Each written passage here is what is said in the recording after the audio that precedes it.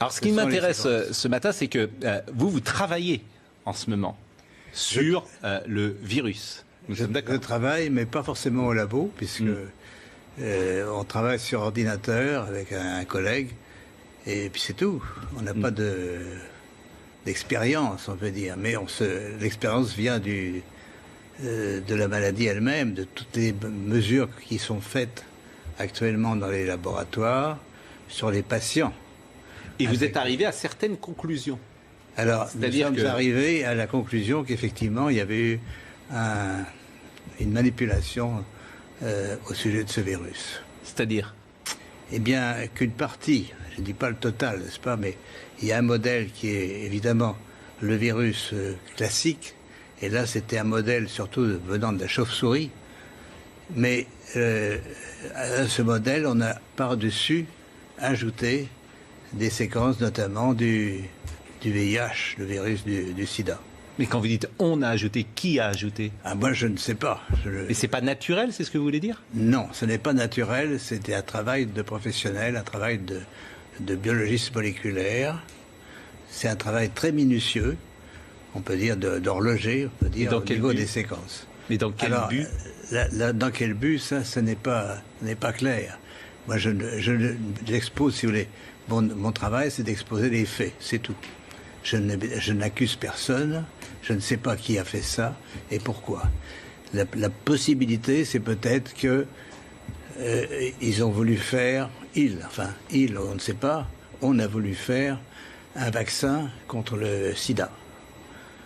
Donc on a pris des petites séquences du virus et on les a installées dans la séquence plus grande du coronavirus.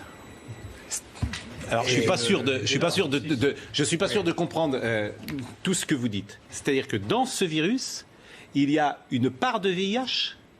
Voilà, c'est ça. Le matériel génétique du virus est un long ruban d'ARN, n'est-ce pas ? Comme de l'ADN, mais c'est de l'ARN. Et dans ce long ruban, à une certaine place, on a fixé des séquences petites de VIH. Mais ces séquences petites ne sont pas petites pour ne rien vouloir dire. Elles ont la possibilité de modifier, par exemple, ce qu'on appelle des sites antigéniques. C'est-à-dire, si on veut faire un vaccin, on peut très bien modifier la protéine qui est exposée pour le vaccin par une petite séquence venant d'un autre virus. Mais vous êtes certain de ça ? Parce qu'on a dit que le bruit a couru, que c'était d'une origine humaine, finalement. Et ça a été ensuite réfuté par la plupart des autorités scientifiques, quand même. Il y a quand même une volonté d'étouffement, si vous voulez. Les travaux, nous ne sommes pas les premiers. Un groupe de chercheurs indiens, très, très renommés, avait publié la même chose. On les a forcés à rétracter. Et on les a forcés comment ? C'est-à-dire, c'est annulé.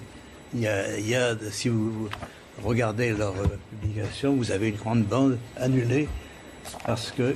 Mais ce que vous dites là, la plupart des scientifiques disent le contraire, quand même. De moins en moins. De moins en moins. Si vous voulez, ceci est arrivé au début de cette année et on voit de plus en plus de travaux qui suggèrent, mais moi je suis, on peut dire, hors d'âge. Je suis prix Nobel et je peux travailler librement.